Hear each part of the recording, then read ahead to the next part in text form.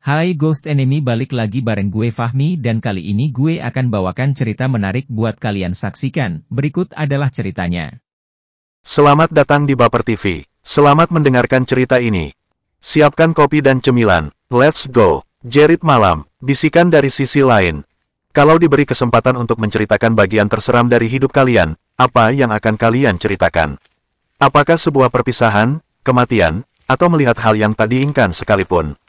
Tanpa kalian sadari, terkadang ketakutan yang kalian rasakan bisa berbuah kenyataan.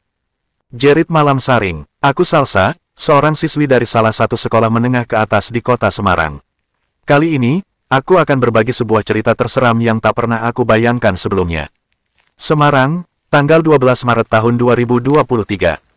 Tepat setahun lalu setelah sekolah selesai mengadakan ujian semester, aku berencana untuk berlibur ke rumah nenek yang berada tak jauh dari kota tinggalku. Selain untuk membuang beban pikiran, tujuan pergi ke sana juga karena harus menjaga nenek yang tengah sakit di desa. Aku diminta menjaga nenek selama seminggu sebab di sana kakek mulai kewalahan. Selain harus bekerja, kakek juga harus mengurus rumah sambil mengurus nenek. Sedangkan nenek saat ini belum bisa berbuat banyak. Seharian ia habiskan untuk berbaring di kasur sembari merasakan sakit sekujur tubuh. Maklum, usia nenek yang sudah senja mulai sering sakit-sakitan. Tidak ada sanak saudara nenek di sana, semua anak dan cucunya merantau jauh dari desa. Jadi wajar saja kalau pada akhirnya hanya kakek yang bisa merawat nenek di rumah. Oh iya, selain kakek, kadang kala saat kakek bekerja ia dibantu oleh tetangga untuk mengurus nenek. Mulai dari memandikan, menyuapi makan, dan juga membantu nenek melakukan segala pekerjaan rumah yang bisa dikerjakan. Namun, mengingat biaya yang harus dibayar kakek per bulan membuatnya memutuskan untuk berhenti sejenak meminta bantuan tetangga. Begitulah saat mendengar kabar kalau aku libur sekolah lalu diminta pergi ke desa untuk merawat nenek agar kakek lebih leluasa. Sejujurnya aku tak keberatan dengan permintaan tersebut, toh sudah lama sekali aku tidak pergi ke desa. Terakhir mungkin 2 tahun lalu, walau tempat tinggalku tak jauh dari sana, tapi terkadang kami sekeluarga tidak ada waktu untuk berkunjung. Dari kota menuju desa, aku berangkat seorang diri. Menempuh perjalanan sekitar 400 km jauhnya, menggunakan kendaraan sepeda motor. Mengingat perjalanan yang lumayan dan diharuskan sampai tepat waktu, maka dari itu aku memutuskan mengendarai sepeda motor saja. Tak ada ayah ataupun ibu yang ikut ke sana, mereka sama-sama sedang sibuk bekerja. Sesampainya di sana, kedatanganku disambut oleh hamparan sawah hijau dengan pemandangan pegunungan yang memanjakan mata.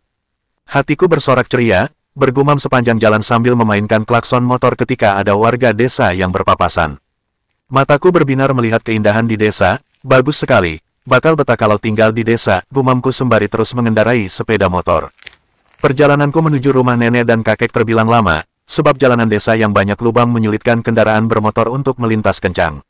Apalagi di sisi kanan dan kiri terdapat saluran air yang cukup dalam, berbahaya kalau mengendarai dengan kecepatan kencang. Namun, hatiku segera lega setelah tampak dari kejauhan sebuah rumah cukup sederhana dengan halaman luas serta pohon kelengkeng yang teduh. Di teras rumah ada kursi panjang yang terdapat 2 wanita setengah tua sedang berbincang dengan kakek. Mereka tengah asik tertawa sampai tawa tersebut buyar karena mendengar suara sepeda motor yang semakin mendekat. Mereka sontak menatap ke arahku dengan tatapan lekat. Mungkin dalam batin 2 wanita tadi tak asing denganku tapi entah di mana mereka bertemu. Sedangkan kakek mulai beranjak, lalu mendekat setelah aku berhasil memarkirkan sepeda motor. Kakek tertawa puas, sambil memberi jabatan tangan. Kakek tertawa puas, sambil memberi jabatan tangan. Hahaha, alhamdulillah cucu kakek sudah sampai, ayo duduk dulu, pasti capek tuh nyetir jauh dari Semarang, sambutan hangat kakek berikan. Aku segera tersenyum, lalu turun menghampiri 2 wanita yang saat ini mulai manggut-manggut mengingatku. Aku bersalaman satu persatu, kuduga 2 wanita itu adalah orang yang membantu kakek mengurus nenek. Salah satu, kok lama nggak kelihatan, udah besar sekarang, ucap salah satu wanita itu yang bernama Mbok Sum. Aku merasa canggung, sambil mendudukkan diri di antara keduanya. Iya Mbok Sum, sibuk sekolah, ayah dan ibu juga masih sibuk bekerja, jawabku singkat. Mbok Sum segera mengangguk dengan senyum manisnya. Setelah itu, barulah wanita di sampingnya bertanya, udah lama loh kamu nggak kesini, nenek sakit-sakitan, seminggu besok kamu yang menjaga tuh. Tanya wanita tersebut yang bernama Mbah Juri. Iya Mbah Juri, besok Salsa yang menjaga nenek. Ngomong-ngomong selama ini yang bantu kakek itu Mbok Sum dan Mbah Juri. Tanyaku bergantian. Mereka saling menatap, kemudian mengelus pundakku. Sementara Mbok Sum tampak antusias, loh iya, tiap hari Mbok dan Mbah Juri yang jaga nenek, kasihan nenekmu itu sudah nggak bisa ngapa-ngapain, per bulan perlu berobat juga ke dokter. Belum habis Mbosum bercerita, disambung oleh Mbah Juri, iya, kakekmu itu kasihan tiap hari harus mengurus segalanya. Kami waktu itu merasa iba, berbulan-bulan kami bantu kakekmu itu tanpa imbalan, sebenarnya nggak minta juga, tapi kakekmu itu memaksa memberi bayaran, beber Mbah Juri. Aku mendengarkan kedua wanita itu bercerita dengan semangatnya. Tiba-tiba dari balik badan kami terdengar suara kakek yang sedang berdeham kencang. Bagaimana lagi, sanak saudara jauh, tidak ada yang bisa diandalkan di sini. Tiap hari juga cuma Mbosum dan Mbah Juri yang membantu. Hahaha, kakek datang, kemudian tertawa seraya membawa 4 cangkir teh hangat. Ting ting ting, bunyi gelas yang saling bersentuhan ketika nampan itu dihidangkan. Aku menatap lega ke arah kakek yang langsung duduk di sampingku. Besok kalau ada apa-apa bisa minta tolong Mbok atau Mbah Juri saja, soalnya kalau siang kakekmu itu kerja di ladang, ucap Mbosum sembari menyesap teh hangat tersebut dengan nikmat. Ah nanti merepotkan kalian lagi, biarlah Salsa belajar sendiri mengurus neneknya. Lagi pula nanti ku ajari dia, kakek menolak dengan halus ucapan Mbosum, tujuannya juga biar tidak merepotkan. Aku dengan mudah memahami maksud mereka. Setelahnya kami bercerita banyak tentang kabar keluarga di Semarang sampai bagaimana cara merawat nenek. Apa saja yang bisa nenek makan dan bagaimana melayani nenek. Maklum saja, nenek itu sakit stroke, susah untuk bicara, jadi mungkin akan sulit untuk aku memahami permintaannya. Tetapi memang sudah jadi risikonya, mengurus orang tua itu hanya perlu kesabaran. Memberikan pengertian lebih kepada mereka, memberikan apapun yang dibutuhkan selayaknya mereka menjaga anak cucunya dengan penuh kasih sayang. Perbincangan kami segera usai setelah waktu asyar datang. Satu-satunya masjid di desa sudah berkumandang, dengan cepat Mbosum dan Mbah Juri pamit kepada kami. Anu, Mbok pamit dulu ya, harus masak dan mengurus rumah, ucap Mbosum. Setelah Mbosum beranjak, gantian dengan Mbah Juri, saya juga, harus kasih makan anak sapi di kandang. Kedua wanita itu pergi tergesa-gesa, aku tak tahu apakah mereka benar-benar mengerjakan kewajibannya atau ada sesuatu yang mengganggu keduanya. Dilihat dari raut wajah mereka yang tampak ketakutan, tak seperti sebelumnya saat mereka berbincang hangat dengan aku dan kakek. Sudah, tidak usah dihiraukan, namanya ibu-ibu kan harus mengurus segala sesuatu, ucap kakek yang kemudian beranjak masuk setelah menepuk pundakku. Aku masih terdiam serta merasa heran, tapi rasanya aku tak perlu tahu tentang mereka. Kek, motor Salsa gimana? Dari luar aku bertanya dengan suara kencang agar kakek mendengar. Tak berselang lama kakek menjawab, masukkan saja di ruang tamu, bisa memasukkan sendiri kan? Teriak kakek dari dalam. Bisa, aku segera berjalan menghampiri motor yang hendak ku masukkan ke dalam rumah. Kami biasa menyimpan kendaraan motor di ruang tamu karena terbilang paling luas dari ruangan lain yang ada di rumah tersebut. Rumah kakek dan nenek menghadap ke barat, memiliki ruang tamu luas dengan tatanan meja kursi di samping kiri dan samping kanannya dibiarkan untuk parkir kendaraan. Masuk lagi sedikit terdapat 2 kamar yang bersebelahan, kamar nenek bersama kakek dan kamar lama ibu. Selama seminggu di sana, aku diminta menempati kamar satu-satunya yang tak dihuni, yaitu kamar lama ibu. Sebenarnya kamar tersebut cukup luas dengan ukuran 3x4 meter dengan ranjang single bed yang membuat ruangan tersebut terasa lebih luas kalau dihuni oleh seorang saja. Kamar tersebut terdapat jendela yang menghadap ke timur, tentu saja setiap bangun pagi aku bisa menyaksikan indahnya matahari terbit.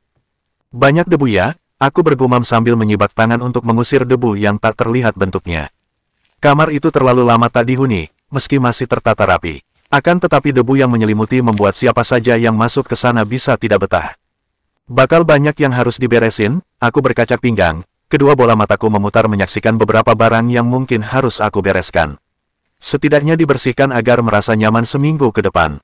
Dengan segera, aku meletakkan ransel yang penuh dengan pakaian beserta barang-barang yang aku butuhkan. Sambil melipat lengan, seluruh ruangan itu siap untuk dibersihkan. Mulai dari lemari kayu dengan ukiran cantik khas Jepara yang diletakkan tepat di sudut ruangan. Lemari itu sangat menarik untuk dibuka. Wah, banyak baju-baju ibu rupanya, ucapku takjub menyaksikan isi lemari tersebut penuh dengan pakaian-pakaian lama milik ibu. Di samping lemari itu terdapat sebuah meja yang di atasnya terdapat figura foto dan juga lampu tidur antik. Mataku lekat pada figura tersebut, sebuah gambar hitam putih yang rupanya foto ibu semasa kecil. Beberapa saat setelah aku menjelajah sambil membersihkan kamar tersebut, baru kutemui sesuatu yang membuatku begitu penasaran. Sebuah kotak berukuran besar, penuh debu yang tersimpan di bawah kolong ranjang. Kotak apa ini? Aku membolak-balik kotak tersebut, mencari dari sisi mana aku dapat membukanya. Nah, ini, ketika kulihat kotak tersebut rupanya ada gembok kecil yang harus dibuka. Entah mengapa semakin lama aku memandang, semakin dibuat penasaran dengan isinya. Kedua tanganku masih sibuk berusaha membuka dengan paksa, aku mengambil gunting siapa tahu saja bisa dibuka dengan itu. Lama aku mencoba dan akhirnya kotak itu benar terbuka.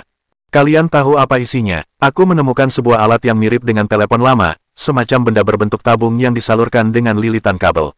Lilitan kabel tersebut tersambung dengan benda bulat yang mempunyai tombol aneh dan juga kristal menempel pada sebuah kawat yang ada di dekat tombolnya. Telepon zaman dulu, pikirku seraya mengangkat alat tersebut.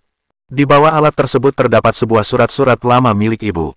Banyak amplop cantik juga yang tersimpan. Karena jiwa penasaran, aku berniat membuka satu persatu amplop tersebut. Sampai suatu suara mengagetkanku. JEDARRRR. Aku terhenyak, mataku melotot, sementara tanganku mengurungkan niat untuk membuka amplop itu. Aku segera keluar dari kamar memastikan suara tersebut bukan berasal dari nenek. Setelah kupastikan, rupanya seluruh ruangan gelap. Jendela yang terpasang di ruang tengah sudah terbuka lebar, di luar hujan lebat dengan petir yang menyambar.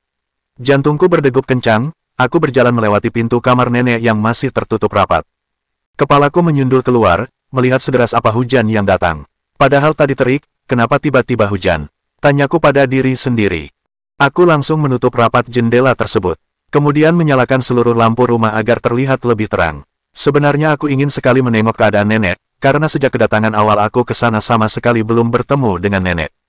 Tapi tak tahu kenapa, aku tak memiliki cukup keberanian untuk membuka pintu kamar nenek yang masih tertutup rapat. Sementara itu, sedari tadi aku tidak mendapati kakek di sekitar rumah sejak aku masuk ke dalam kamar. Rumah itu terasa sepi, sambil mendudukkan diri di atas sebuah kursi ruang tamu, aku kembali memainkan ponsel, sambil mengirim pesan kepada ibu. Meski sebenarnya itu hanya untuk pengalihan rasa takutku yang tak terbendung, apalagi petir mulai terdengar keras menyambar apa yang diinginkan. Sepi, hanya suara hujan dan juga jam dinding yang bisa aku dengar. Sesekali juga aku mulai mendengar dengkuran nenek yang kadang disusul rintih kesakitan. Aku khawatir, tapi terlalu takut untuk memastikan keadaan nenek. Di sela-sela suara petir terdengar sebuah ketukan yang begitu keras berasal dari pintu ruang tamu. Tidak bisa berpikir baik, aku mematung setelah beberapa kali ketukan itu terdengar. Sampai mataku benar-benar menyaksikan gagang pintu tersebut bergerak, naik turun dengan cepat. Hingga pintu itu terbuka lebar bersamaan dengan padamnya lampu ruangan. Hai shh, mati lampunya, Salsa gimana kondisi nenekmu? Banyak petir begini biasanya dia sering takut, perlu ditemani, dari luar tersorot lampu senter yang mengarah kepadaku, rupanya itu adalah kakek. Jantungku rasanya hampir copot karena kaget, badanku gemetar memandang kakek yang masih mengenakan jas hujan sampai masuk ke dalam. Ini makanan untuk kamu, tadi kakek beli dulu keluar. Oh iya, sudah maghrib, mari sholat dulu, ucap kakek sambil meletakkan bungkus makanan di hadapanku. Dalam hati aku bertanya dengan penuh keheranan, sudah maghrib. Kok nggak ada azan, kek? Tanyaku kepada kakek. Biasalah, orang sini kalau hujan deras begini malas pergi ke masjid. Apalagi masjid di sini cuma satu sedangkan rumah warga jaraknya cukup jauh, jelas kakek mandi dulu, kamu sudah tengok nenek. Tanyanya kemudian. Aku terdiam cukup lama sambil menelan ludah. Sungguh aku benar-benar ketakutan. Belum, Salsa takut. Namun kakek malah tertawa mendengarku, kamu ini ada-ada saja, ya sudah wudhu saja dulu, setelah sholat baru jenguk nenek, ucap kakek dengan bergegas meninggalkanku. Aku masih terdiam memandangi kakek yang mulai beranjak masuk ke dapur. Mungkin sekitar 3 menit aku hanya berdiri mematung sesekali melihat menit jam pada lock screen HP-ku. Waktu sudah menunjukkan pukul 18.15 dan kakek sudah keluar dari dapur dengan membawa lilin di atas sebuah piring kecil. Cepat ambil wudhu, bawa lilin ini kalau kamu takut, ujar kakek sambil memberikan lilin itu padaku. Aku segera membawanya sambil bergegas mengambil air wudhu. Kamar mandi di rumah kakek terpisah, jadi letaknya berada di luar dekat dengan sumur tua yang biasanya kakek gunakan untuk menimba. Sumur itu terletak di belakang rumah, di samping sumur barulah ada kamar mandi. Di sana gelap, seluruh desa mati lampu, sedang hujan masih deras mengguyur rumah-rumah warga. Aku menggunakan payung yang disampirkan di pundak, tangan kananku membawa lilin, dan tangan kiriku menyincing celana yang hampir basah terkena hujan. Di luar cukup dingin, suasananya sangat mencekam. Selain suara deras air hujan, sesekali terdengar suara burung hantu putih dan juga suara gareng yang menggema. Perasaanku mulai tak enak, aku tak peduli bajuku sudah basah kuyup dengan air wudhu dan juga hujan, bulu kuduk menegang aku segera mempercepat langkah untuk masuk ke dalam. Karena terburu-buru, lilin itu pun padam. Jantungku berdegup kencang, aku terdiam memandang ke kanan dan ke kiri yang diisi oleh semak tinggi. Mampus, serem banget, gumamku sambil mengelus tengkuk yang merinding.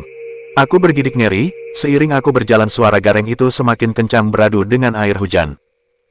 Kakek, nyaliku ciut, aku berlari tapi rasanya pintu masuk itu semakin menjauh. Sementara bajuku sudah basah kuyup, payung yang kugenggam bergerak tak beraturan sebab aku berlari. Kakek, teriakku sekali lagi, entah mengapa tubuhku sudah gemetar ketakutan, berharap teriakanku didengar oleh kakek. Bagaimana tidak ketakutan, aku berlari dalam kegelapan. Hanya mengandalkan kemampuan melihat meski remang-remang. Dari dalam aku sudah mendengar jawaban dari kakek, Salsa, ayo cepat. Salsa, kenapa lama sekali? Salsa, suara kakek semakin dekat. Ia mulai menghampiri karena tak ada jawaban dariku. Tepat di depan mataku kakek sudah berdiri sambil membawa senter, sorot lampu kuning dari senter tersebut langsung mengarah kepadaku. Aku segera berlari menghampiri kakek dengan seluruh ketakutan yang tak bisa aku bendung lagi.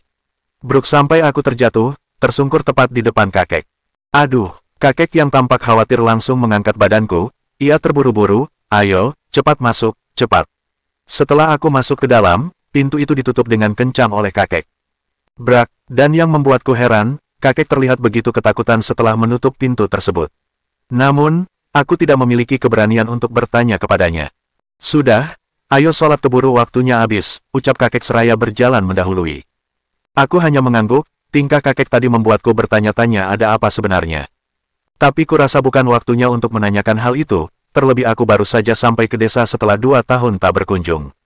Singkat cerita, kami selesai melaksanakan sholat maghrib berjamaah. Setelahnya aku diajak oleh kakek untuk menjenguk nenek. Barulah rasa takut itu kembali muncul, baru berdiri di depan pintunya saja membuatku merasa ngeri. Kenapa pintu kamar nenek ditutup terus? Tanyaku tiba-tiba. Kakek yang hendak memutar gagang pintu itu pun menghentikan niatnya. Ia menepuk pundakku sambil mengajak duduk kembali. Kemari, duduklah dulu. Kalau ada yang sakit di rumah ini, hendaknya selalu menutup pintu kamarnya, karena kakek percaya benda-benda yang jahat itu ada. Kakek berdeham, kalau pintu itu dibuka, pasti benda-benda jahat itu dengan mudah masuk dan bisa membahayakan, jelasnya. Sedangkan aku masih tak paham, merasa janggal dengan apa yang kakek ucapkan. Benda-benda jahat, seperti apa? Aku bertanya kepadanya.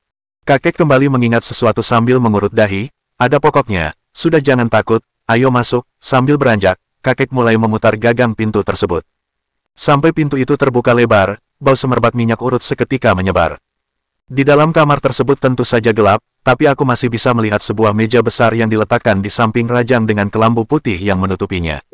Di atas sebuah ranjang tersebut wanita sedang berbaring, hanya diam, bahkan tak menoleh sedikit pun saat kami mulai masuk ke dalam. Aku cukup terkejut sebenarnya. Di atas sebuah meja besar itu ada figura foto yang tertata rapi, ada nampan yang di atasnya masih ada sebuah teko dan mangkuk kotor yang belum diangkut untuk dibersihkan, dan yang lebih mengejutkan di bawah ranjang ada sebuah cawan yang isinya dupa dan juga kembang. Aku mulai bertanya-tanya akan kejanggalan yang aku saksikan. Benar atau tidak, sepertinya memang ada yang disembunyikan. Mataku segera memandang ke arah wanita tua dengan daster putihnya. Ia masih memejamkan mata, rambut putihnya digerai sempurna. Fisiknya masih terlihat normal, bahkan aku tak melihat kecacatan sebab stroke yang diderita nenek. Nenekmu itu tidak bisa pergi kemana-mana, tiap hari harus dimandikan dengan dibasuh sapu tangan basah begini, ucap kakek sambil mencontohkan bagaimana cara memandikan nenek. Wanita tua itu sudah tak berdaya, bahkan ketika kulit keriputnya terkena sentuhan air ia tak merespon. Matanya masih terpejam sempurna. Aku segera mendudukkan diri juga di ranjang, di samping tubuh nenek. Biar Salsa coba, aku segera mengambil alih tugas kakek untuk memandikan nenek. Selain memandikan juga harus mengganti popok nenek, memang harus sabar mengurusnya. Belum lagi kalau nenek terbangun, pasti ada saja permintaannya, apa kamu tidak keberatan? Jelas kakek seraya bertanya kepadaku. Aku langsung menggeleng, Salsa nggak merasa keberatan. Tujuan Salsa kesini kan memang untuk membantu kakek, jawabku dengan mantap. Mendengar jawabanku membuat kakek terlihat senang. Ia merasa lebih dimudahkan dengan adanya aku di sana, sembari menghemat pengeluaran yang biasanya digunakan kakek untuk membayar Mbok Sum dan juga Mbah Juri. Salsa harus setiap saat menjenguk nenek, Pertanyaanku cukup membuat kakek kebingungan. Ia segera menggeleng, biasanya nenek akan memanggil kalau butuh bantuan, tidak usah terlalu sering membuka kamar nenek, jawab kakek. Lagi dan lagi kejanggalan itu semakin jelas kudapatkan. Aku berpikir keras, mengapa seseorang yang sedang sakit tidak boleh terlalu sering dijenguk untuk memastikan keadaannya, terlebih aku orang yang mudah khawatir akan sesuatu. Bukan apa-apa, tapi takut saja kalau terjadi yang tidak diinginkan saat aku tidak menjenguk nenek, apalagi aku tahu nenek sulit bicara. Ada banyak kemungkinan yang akan membuatku khawatir dengan kondisi nenek sekarang. Namun, sekali lagi, aku baru saja sampai ke desa setelah 2 tahun tidak berkunjung. Tentu saja kakek lebih terbiasa daripada aku yang baru saja datang ke sana. Untuk beberapa hari ke depan aku harus menuruti segala perintah kakek dulu, meski aku merasa ada yang tidak beres. Kami segera keluar meninggalkan nenek setelah selesai memandikannya. Rumah ini masih gelap karena lampu yang tak kunjung menyala, sedangkan hujan sepertinya akan menjadi badai. Sepertinya hujan bakal awet, apa di luar rumah-rumah warga yang lain masih gelap? Tanya kakek sambil menyesap segelas air putih. Aku yang hendak masuk ke kamar itu pun berhenti, tadi masih gelap, sepertinya memang bakal lama kek, jawabku. Tunggu, lampu di kamar ibumu itu pakai baterai, coba hidupkan dulu. Kalau bisa tidak usah pakai lilin, kakek menghentikan langkahku lagi. Aku segera mengangguk, biar salsa coba, kamar yang kutempati juga gelap. Isi kotak yang aku buka tadi juga masih berserakan di atas ranjang. Kedua mataku langsung melihat ke arah amplop yang tampak aneh sekarang. Aku membatin, padahal tadi amplopnya belum kubuka. Aku menyadari sesuatu, amplop itu sudah terbuka padahal aku ingat betul belum sempat membuka amplop tersebut. Sambil merebahkan tubuh, aku memandangi satu persatu isi amplop yang mengejutkanku. Ada kurang lebih 10 amplop yang ada di tanganku, 9 isinya adalah surat cinta ibu. Dan yang satu lagi, foto. Sebuah foto yang tampak usang, foto tersebut menunjukkan satu keluarga, seorang ayah, ibu, seorang anak lelaki dan juga anak perempuan. Itu adalah foto ayah dan ibuku saat mereka berusia sekitar 30 tahun awal, seorang anak lelaki yang di sampingnya berusia sekitar 12 tahun, sedangkan seorang anak perempuan yang tak lain adalah aku yang masih berusia sekitar 6 tahun. Akan tetapi yang membuatku bertanya-tanya, siapa anak lelaki itu, dan mengapa wajahnya diblur. Lama mataku lekat pada anak lelaki tersebut. Aku sungguh tak mengingat siapa dia dan kapan kita mengambil foto itu. Dengan ibu yang memakai kebaya dan ayah yang memakai baju khas Tionghoa, begitu juga anak lelaki tersebut. Siapa? Aku bergumam, tak henti memandangnya. Sampai aku tak sadar bahwa aku larut dalam lamunan. Gimana? Bisa tidak lampunya? Aku terhenyak mendengarnya, seketika ku lempar kertas foto tersebut. Lalu bergegas memasukkannya kembali ke dalam kotak. Sambil merangkak meraih gagang lampu tidur yang terletak tepat di atas meja kamar itu. Ceklek, cahaya kuning dari lampu tidur menyala terang. Aku tak menyangka bahwa lampu lama itu masih bisa menyala setelah tidak digunakan entah berapa lama. Mataku berbinar memandangnya, lampu yang begitu indah. Bisa, kek, aku segera mematikan lilin yang tadi ku bawa. Sambil menutup pintu kamar yang kini ruangan itu sudah terang. Aku langsung lompat, merebahkan tubuh di atas single bed yang empuk dan nyaman, meski masih dengan tumpukan kertas dan juga kotak yang tadi aku temukan. Terbesit di pikiranku untuk mencari tahu siapa lelaki yang ada dalam foto tersebut. Tapi, aku takut kalau menanyakannya langsung pada ibu. Kedua bola mataku memandangi lagi kertas foto tersebut, berharap dengan keadaan yang lebih terang aku bisa melihat dengan jelas wajah lelaki tersebut. Ah, siapa sih? Aku menyerah, mataku sakit melihatnya. Masa aku punya kakak? Tanyaku pada diri sendiri, enggak deh, aku enggak ingat, ucapku lagi. Beberapa menit kemudian aku selesai membaca seluruh surat cinta ibu. Begitu juga dengan kantuk yang terundang untuk segera memejamkan mata. Namun, aku masih dibuat penasaran dengan telepon kuno itu. Untuk apa? Dulu ibu memainkan ini. Sambil mengangkat tabung telepon tersebut, aku segera mendekatkan salah satu tabungnya ke telinga, dan salah satu lagi ku genggam tepat di depan mulut. Aku pernah melihat bagaimana cara memainkan telepon sejenis ini. Sambil menekan acak tombol itu, aku mulai mengetesnya. Halo. Kristal itu menyala setelah aku berbicara dan telepon itu masih berfungsi dengan baik. Aku dapat mendengar suaraku dengan jelas. Kantuk tiba-tiba hilang, aku tengah asik memainkan mainan tersebut karena takjub melihat kristal itu menyala saat aku bicara. Suara yang dihasilkan dari telepon kuno itu juga keras dan jelas, aku masih bisa mendengar suaraku dari jarak 2 meter. Tapi sepertinya malam mulai larut, hujan masih mengguyur desa dan suasana masih terasa dingin. Aku segera membereskan kotak tersebut, memasukkan semua amplop yang sudah kubuka, lalu mengembalikan kotak itu di bawah kolong ranjang. Sementara telepon kuno tadi aku letakkan di samping lampu tidur untuk dimainkan lagi besok. Saatnya tidur, aku segera menarik selimut untuk menutupi seluruh badan yang kedinginan. Sambil memejamkan mata, aku semakin larut dalam mimpi. Tapi, sesuatu terjadi, sesuatu yang menjadi bagian terseram dalam hidupku. Tengah malam aku terbangun, sekitar pukul 23.40 hampir dini hari. Di kamar itu sudah terang dengan cahaya putih di atasku, pertanda bahwa lampu sudah menyala. Aku hendak minum saat itu, berjalan beberapa langkah, lalu mengambil sebotol air minum yang ada di dalam tasku. Tas yang aku bawa, kuletakkan di samping meja di dekat sebuah jendela. Saat aku meneguk botol minum sambil memandangi ponselku, seberkas cahaya kemudian menyala, dapat kulihat dari sudut mata. Cahaya itu berasal dari kristal pada telepon kuno yang sengaja aku mainkan. Terkejut bukan main, kalian ingat, kristal itu hanya menyala saat ada seseorang yang sedang bicara.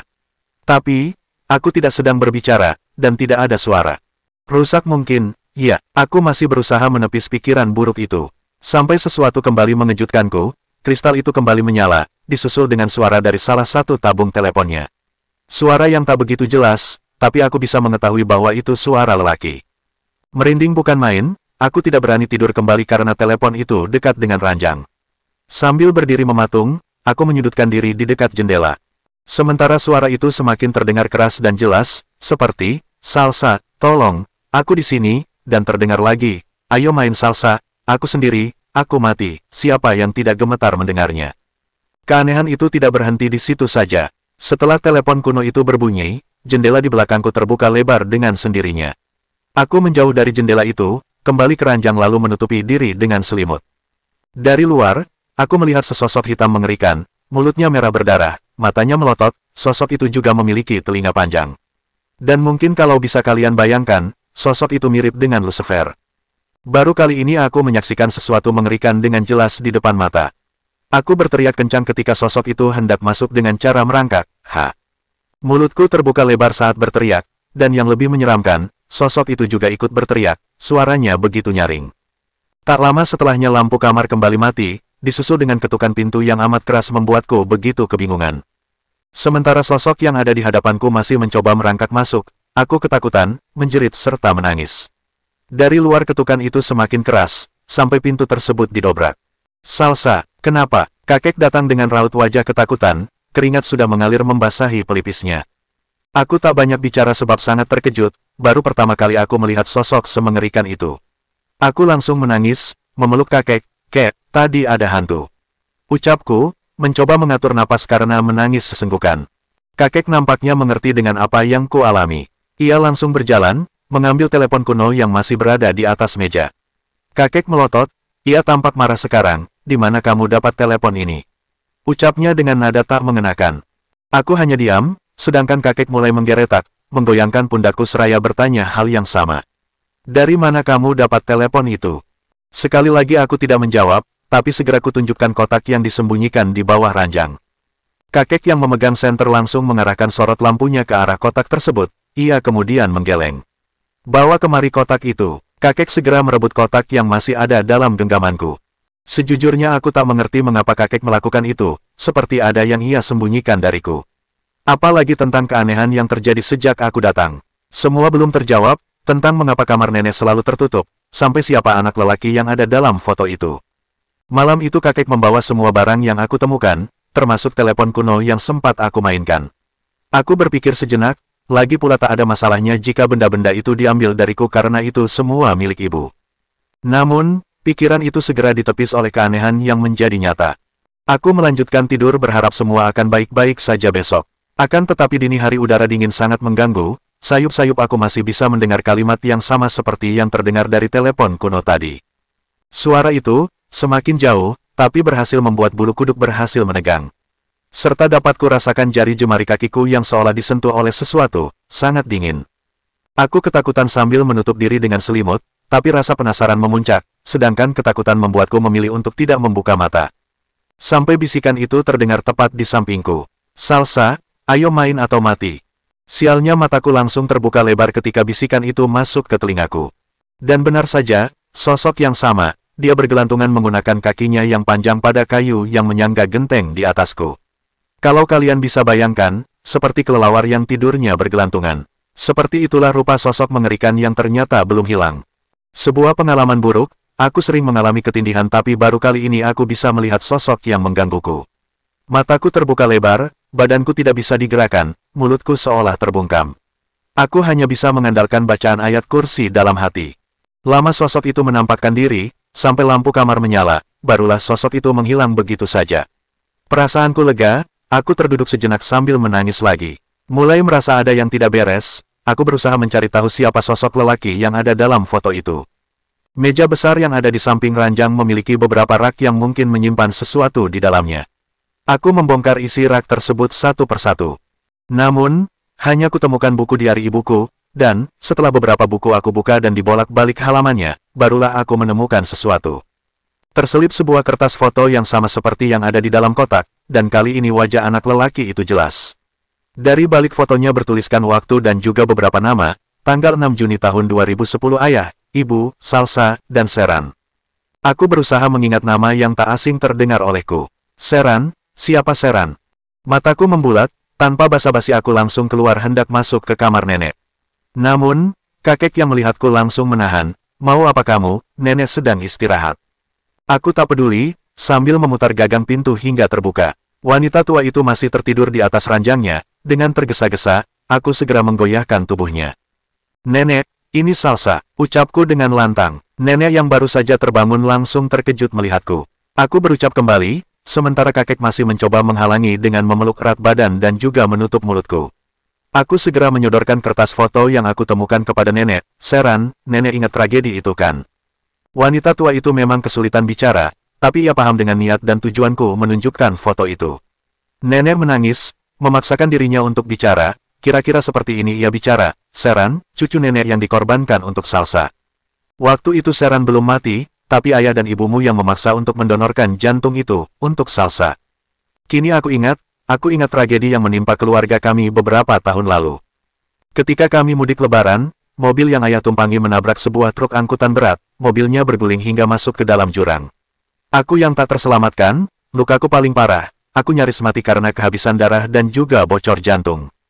Karena itu pula mengapa nenek mengidap stroke. Nenek yang saat itu terpukul karena keputusan kedua orang tuaku untuk mendonorkan jantung Sheeran untukku, yang mana memang orang tuaku menganggap Sheeran terlalu malang untuk hidup. Kelainan genetik yang ia derita, membuat kedua orang tuaku kesulitan merawat Sheeran. Karena itulah, mereka lebih memperjuangkan aku untuk hidup dengan mendonorkan jantung Sheeran. Keputusan kedua orang tuaku berdampak buruk bagi kesehatan nenek hingga terkena stroke, membuat kakek saat itu sangat marah. Maka dari itu ia berusaha menyembunyikan segala kenangan keluarga kami dengan Sheeran. Sekarang sudah bisa kalian tebak mengapa keluargaku jarang atau bahkan enggan datang ke desa.